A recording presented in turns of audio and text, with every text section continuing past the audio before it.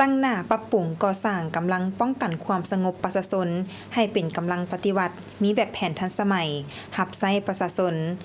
สวัสดีท่านผู้ชมที่เคารพเพื่อนสหายนายและพลตำรวจที่หักแพงทุกท่าน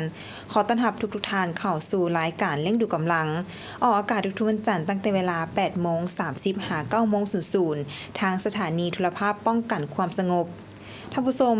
ในทุกวันจันทร์รายการของพวกเราแมนจะนำเสนอผลงานและเวียกงานการเคลื่อนไหวภายในกรมใหญ่พลาธิการพัฒนาบรรดากรมกองตลอดฮอดเวียกงานการสร้างเศรษฐกิจครอบครัวตั้งแต่ศูนย์กลางลงฮอดท้องถิ่นบ่ว่าจะเป็นการปลูกฝังเลี้ยงสัตว์และการค้าขายก็ล้วนแต่เป็นการสร้างและรับเข้าสู่ครอบครัวอีกทางหนึ่ง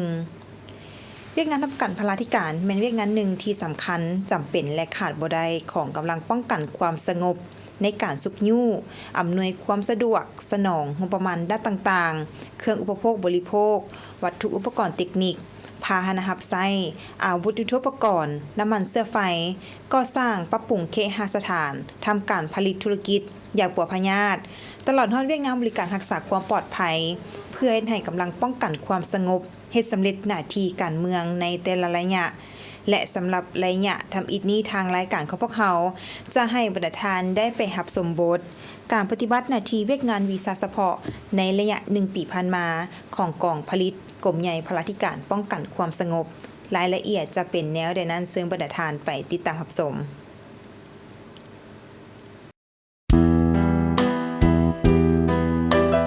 กองผลิตแม่นการจัดตั้งวีซ่าเฉพาะหนึ่งในโครงประกอบกงจักรการจัดตั้งของกรมใหญ่พลาธิการมีฐานะบทบาทเทียบเท่ากับบรรดากรมและเทียบเท่าอ้อมข้างกรมใหญ่พลาธิการมีภาระบทบาทเป็นเสนาธิการในการค้นคว้าวางแผนการกำหนดโครงการเกี่ยวกับการผลิตบริการปลูกฝังเลี้ยงสัตว์และฝึกอบรมวีซ่าเฉพาะกสิกรรมคุ้มครองติดตามกวดกาการจัดตั้งปฏิบัติเวียกงานการผลิตการสนองจำหน่ายเสบียงอาหารให้แก่กำลังป้องกันความสงบและสังคมทั่วไปแนวใส่พัฒนาของเขตเวียกงานของตนก็คือกำลังป้องกันความสงบให้มีความเติบใหญ่เข้มแข็งและทันสมัยเทละก้าวกองผลิตประกอบมีคณะกอง3สหายมี3แผนกขึ้นกับคือแผนกบริหารการเงินแผนกปลูกฝังและแผนกเลี้ยงสัตว์ผ่านมาคณะพักคณะบัญชากองผลิตได้เอาใจใส่ศึกษาอบรมการเมืองนำพาแนวคิดให้นายและพลตำรวจมีแนวคิดลักมั่นอุ่นเอียนทุนเทียงเชื่อมั่นต่อการนำพาของพรรครัฐมีความรับผิดชอบและเฮ็ดสำเร็จหน้าที่การเมืองของตนที่การจะตั้งมอบหมายในแต่ละระยะแสดงออกคือเวียกงานบริหารการเงินได้ติดตามเอกสารเข้าออกได้561ฉบับติดตามการคุ้มครองรายรับรายจ่ายทรัพย์สินพาหนะและเปิดให้บริการตึกเบ็ดขายผลผลิตขายเครื่องดื่มและอื่นๆสามารถสร้างรายรับได้ทั้งหมด200 กว่าล้านกีบเวียกงานปลูกฝังได้เบิ่งแย้งสวนไผ่เลี้ยงน้องขึ้นแผนจัดซื้ออุปกรณ์เครื่องใช้เข้าในเวียกงานปลูกฝังบัวระบัดรักษาผลปลูกทุกชนิดเพื่อตอบสนองผลผลิตให้แก่กำลังป้องกันความสงบและการบริการสังคมทั่วไปแนใส่สร้างรายรับเข้ากรมกองให้หลายขึ้นเวียกงานเลี้ยงสัตว์ได้เอาใจใส่คุ้มครองบรรดากิจกรรมที่มีอยู่แล้วให้มีประสิทธิผลสูงเป็นต้นได้เลี้ยงป่าจำนวน6หนองอนามัยหนองป่าซ่อมแปลงประตูน้ำแต่ละหนองที่เปเพซ่อมแปลงคอกไก่พร้อมอนามัยขาดเสื้อเพื่อเกี่ยมเอาไก่พันธุ์สิ้นเข้าเลี้ยงตามแผนการผ่านการปฏิบัติเวียกงานวีซ่าเฉพาะของกองผลิตใน1 ปีผ่านมากองผลิตได้ปฏิบัติตามทิศชี้นำของกรมใหญ่พลาธิการก็คือกระทรวงป้องกันความสงบว่าด้วยการหันเวียกงานการผลิตไปสู่บัดก้าวใหม่เพื่อเฮ็ดให้ผลผลิตมีการเติบใหญ่ขยายตัวและเป็นรูปธรรมหลายขึ้นด้วยการเซ็นสัญญากับบริษัทผู้ประกอบการทั้ง2ศูนย์คือ 1. ศูนย์ผลิตห้วยมักพริกบ้านจันทร์สว่างเมืองสีโคตะบองนครหลวงเวียงจันทน์แม่นมอบให้บริษัท 3S เป็นผู้พัฒนาในเนื้อที่ 18.5 เฮกตาร์เพื่อทำการผลิตกสิกรรมครบวงจรปัจจุบันกำลังสุ่มใส่ปรับปรุงพื้นฐานโครงล่างของศูนย์เซ็นบุกเบิกเส้นทางบุกเบิกพื้นที่บางจุดที่เหมาะสมในการผลิตและการบริการปรับปรุงสำนักงานห้องการห้องประชุมห้องน้ำสนองเครื่องมืออุปกรณ์พาหนะการผลิตทุน เงินแห่งงานปรับปรุงคอกไก่พันธุ์ซีนขนาด6 คูณ 28 เมตรปรับปรุงหนองป่าให้บรรจุได้จำนวน 1,000 ตัวปัจจุบันได้ทดลองเลี้ยงไก่พันธุ์ซีนจำนวน250 ตัวศูนย์ผลิตลัก62เมืองพลโฮงแขวงเวียงจันทน์แม่นมอบให้บริษัทคูนโซกเป็นผู้พัฒนาในเนื้อที่ 98.7 เฮกตาร์เพื่อทำการผลิตกสิกรรมครบวงจรรูปการจัดตั้งปฏิบัติแมน 4+1 คือ 4. แมนบริษัทรับผิดชอบถึงเทคนิคตลาดแรงงาน 1. แมนกล่องผลิตรับผิดชอบพื้นที่การผลิตปัจจุบันได้บุกเบิกกว่า50 ส่วนห้อยของพื้นที่ทั้งหมดบุกเบิกเส้นทางเข้าออกสำรวจเส้นทางล้อมหัวอ้อมศูนย์ยกกำลังไฟฟ้าขึ้นจาก220 วัตต์เป็น380 วัตต์ติดตั้งตะข่ายฮอดจุดทำการผลิตปรับปรุงห้องการเฮ็ดเวียกห่อพักกรรมกรสร้างเงี้ยนเครื่องสนองทุนเข้าในโครงการเพื่อปรับปรุงพื้นฐานการผลิตเส้นจกหนองป่าจำนวน14หนองปล่อยป่า 600,000 ตัวจำนวน5หนองและปรับปรุงหนองป่าอนุบาลเพื่อเพาะพันธุ์ลูกป่าให้สามารถเลี้ยงกับทีได้การพัฒนาบุคลากรกองผลิตแม่นถือเป็นสำคัญจำเป็นภาวะวิสัยเพื่อพัฒนากลมกล่องให้เข้มแข็งเทอละก้าวด้วยการหันเอากำลังลงมือจะตั้งปฏิบัติตัวจริงอยู่ภาคสนามเรียนนำหมู่คณะนำไส้ทฤษฎีให้เป็นพฤติกรรมเพื่อยกระดับความรู้ความสามารถบทเรียนประสบการณ์ให้สูงขึ้นนอกจากการปฏิบัติหน้าที่การเมืองที่กรมกองมอบหมายแล้วกองผลิตยังได้เป็นเจ้าการสุกยู่นายและพลตำรวจทำการผลิตธุรกิจเพื่อสร้างเศรษฐกิจครอบครัวตามเงื่อนไขทายแหงบ่มซ้อนถูกต้องสอดคล้องตามระเบียบกฎหมายโดยการนำไส้ความรู้ความสามารถบทเรียนและประสบการณ์ที่ตนมีนำไปพัฒนาครอบครัวเพื่อให้ชีวิตการเป็นอยู่นับมือนับดีขึ้นเทอละก้าวข้อสะดวกย้อนคณะพักคณะนำกระทรวงป้องกันความสงบและคณะนำกรมใหญ่พลาธิการซี่นำพาใกล้สิทธิติดแทศสุกยู่ติดตามกวดกาส่งเสริมสนับสนุนเฮ็ดเวียกงานการผลิตก้าวไปสู่บัดก้าวใหม่คณะกองผลิตนายและพลตำรวจมีความรับผิดชอบสูงกล้าเหตุกล้าตัดสินใจและกล้ารับผิดชอบในการจัดตั้งปฏิบัติหน้าที่เวียกงานของตนที่ขันถึงมอบหมายสถานที่พื้นฐานโครงล่างเหมาะสมให้แก่การผลิตเส้นใกล้แหล่งน้ำใกล้ชุมชนมีระบบเส้นทางเข้าออกสะดวกและมีตลาดรองรับข้อยุ่งยากราคาสินค้าตามท้องตลาดมีการขับเคลื่อนราคาน้ำมันและอัตราแลกเปลี่ยนเงินตรามีการเน่งติงส่งผลกระทบโดยกงต่อเวียกงานกสิกรรมนำใช้ต้นทุนการผลิตสูงผลตอบแทนใช้เวลาระยะยาวอัตราความเสี่ยงหลายขึ้นสภาพดินฟ้าอากาศมีการเปลี่ยนแปลงตลอดเวลาและการแพร่ระบาดของพยาธิต่างๆท่านพันโททองเพชรจอมมาพรคณะภักกองรักษาการหัวหน้ากองผลิตกรมใหญ่พลาธิการป้องกันความสงบให้ฮู้ตื่มอีกว่าข้าพเจ้าพันโททองเพชรจอมพลคณะภักกองรักษาการหัวหน้ากองผลิตกรมใหญ่พลาธิการป้องกันความสงบมื้อนี้ข้าพเจ้ามีความภาคภูมิใจอย่างยิ่งที่ได้ตั้งหน้าคณะภักคณะนำกองผลิตเพื่อนำเสนอเวียกงานการผลิตของกองผลิตกรมใหญ่พลาธิการป้องกันความสงบในระยะ1 ปีผ่านมากองผลิตได้ปฏิบัติตามทิศชี้นำของกรมใหญ่พลาก็คือกระทรวงป้องกันความสงบว่าด้วยการหารเวียกงานการผลิตไปสู่บัตรเก้าใหม่มีทวงท่าเข้าสู่ลงลึกบัตรเก้าให้เป็นนิติกรรมและรูปธรรมหลายขึ้นโดยการเซ็นสัญญากับบริษัทผู้ประกอบการทั้ง2ศูนย์การผลิตคือ1ศูนย์ผลิตโฮมพิกบ้านตันสว่างเมืองสิโคตะบองนครหลวงเวียงจันทน์แม่นมอบให้บริษัท 3S เป็นผู้พัฒนาในเนื้อที่ 28.5 เฮกตาร์เพื่อทำการผลิตกสิกรรมครบวงจรปัจจุบันกำลังซุ่มใส่ปรับปรุงพื้นฐานคุณงามของศูนย์เส้นบุกเบิกเส้นทางห้องการห้องประชุมสุขอนามัยสนองเครื่องมืออุปกรณ์พาหนะการผลิตทืนเงินแรงงานปรับปรุงครอบไก่พันสิ้นขนาด6 คูณ 28 เมตรอยู่หนองป่าเบอร์ 5บรรจุได้จำนวน 1,000 โตปัจจุบันได้ทดลองเลี้ยงไก่พันธุ์เนื้อจำนวน250 โต 2. ศูนย์ผลิตหลัก62เมืองพลหองแข่งเวียงจันทน์แม่นได้มอบให้บริษัทขุนโซกเป็นผู้พัฒนาในเนื้อที่ 98.7 เฮกตาร์เพื่อทำการผลิตกสิกรรมครบวงจรรูปแบบการจัดปฏิบัติแม่น 4+1 คือ 4 แม่นบริษัทรับ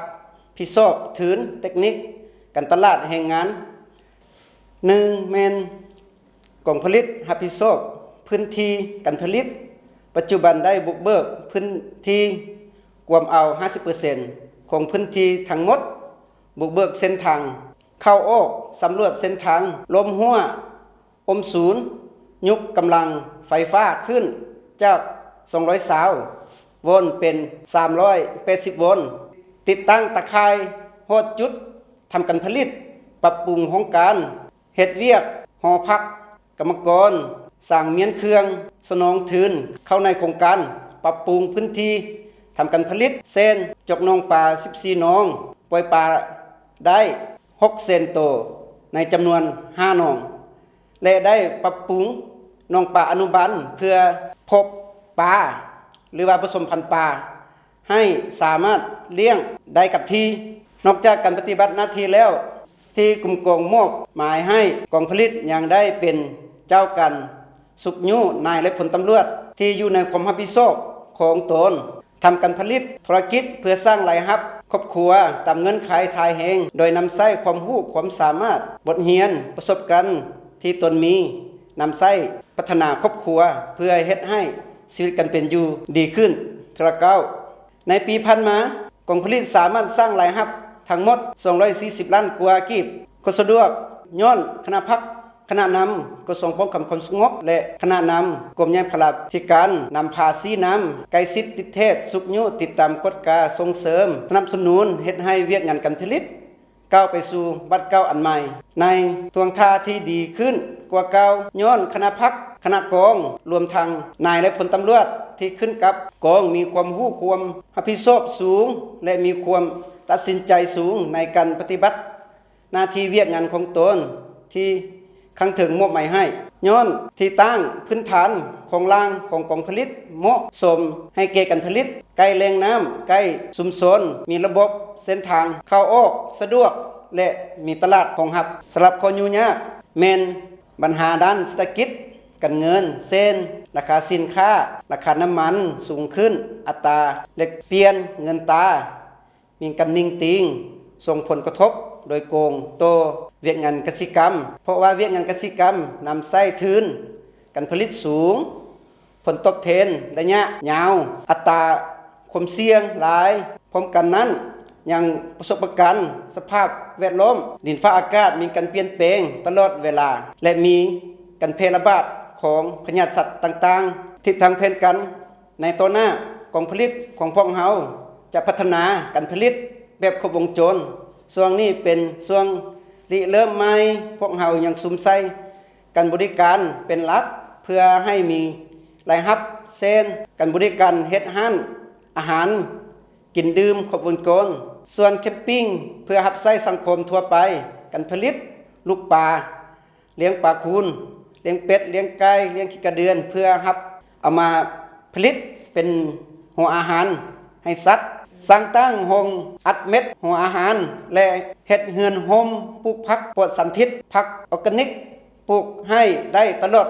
ฤดูกาลสำหรับ2ศูนย์ผลิตก็คือซุ้มไส้การผลิตหอมพริกและศูนย์ผลิตหลัก62เข่งเวียงจันทน์ซึ่งบทวิภาคเศรษฐกิจได้รับรองเอาแล้วแม่นได้เป็นเจ้ากันสมทบกับผู้พัฒนาให้ดำเนินไปตามแผนกันที่กำหนดไว้เพื่อพัฒนากองผลิตของพวกเราให้กลายเป็นศูนย์ผลิตเรียนรู้เป็นศูนย์ผลิตตัวแบบที่ยืนยงในตัวหน้าท้ายสุดนี้ข้าพเจ้าต่างหน้าคณะพักคณะกองผลิตกรมยานพลาธิการป้องกันความสงบขอเฮียบห้องมายังท่านบรรดาสหายกลุ่มกองนายและผลตำรวจในกำลังป้องกันความสงบทั่วประเทศนอกจากปฏิบัติหน้าที่เวียกงานป้องกันความสงบและความเป็นเฮียบห้อยของสังคมแล้วที่ข้างเถิงมอบหมายแล้ว ต้องถือเอาเวียกงานกันผลิตกสิกรรมกันปลูกกันเลี้ยงเคียงคู่ไปนำสดห้อยเข้าในหน้าที่เวียกงานของตนซึ่งในเวลาที่พวกเราพบความยุ่งยากทางด้านเศรษฐกิจยิ่งมีความจำเป็นที่สุดเพื่อแก้ไขชีวิตกันเป็นอยู่ของกลุ่มกองเพื่อสร้างพลาธิการกับที่ตามทิศพึ่งตนเองกุ้มตนเองและสร้างความเข้มแข็งด้วยตนเองเทละเก้าขอขอบใจทิศทางแผนการในต่อหน้ากองผลิตจะพัฒนาครบวงจรในช่วงระยะที่กำลังริเริ่มใหม่จะสุ่มใส่การบริการเป็นหลักเพื่อให้มีรายหับเส้นห้านอาหารกินดื่มครบวงจรส่วนแคมปิ้งเพื่อบริการรับใช้สังคมทั่วไปผลิตลูกป่าลูกปลาคุณเป็ดไก่ขี้กระเดือนเพื่อเอามาผลิตเป็นหัวอาหารสัตว์สร้างตั้งโรงอัดเม็ดหัวอาหารและเฮือนโฮมปลูกผักปลอดสารพิษผักออร์แกนิกปลูกให้ได้ตลอดฤดูกาลสำหรับ2ศูนย์ผลิตแมนจะเป็นเจ้าการสมทบกับผู้พัฒนาให้ดำเนินไปตามแผนการที่กำหนดไว้เพื่อพัฒนากองผลิตให้กลายเป็นศูนย์เรียนรู้เป็นศูนย์ผลิตตัวแบบที่ยืนยงในต่อหน้า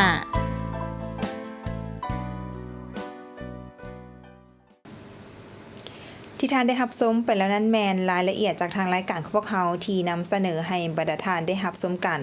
มาฮอดนี่เวลาของทางรายการของพวกเราก็ใกล้จะหมดลงขอขอบใจทุกๆท่านที่ให้เกียรติติดตามรับชมรายการของพวกเราสำหรับมื้อนี้ข้าพเจ้าห้อยโทนางมณิดาลัทธฟ้าสว่างพร้อมด้วยทีมงานรายการเลี้ยงดูกำลังต้องลาทานผู้ชมไปก่อนสบายดี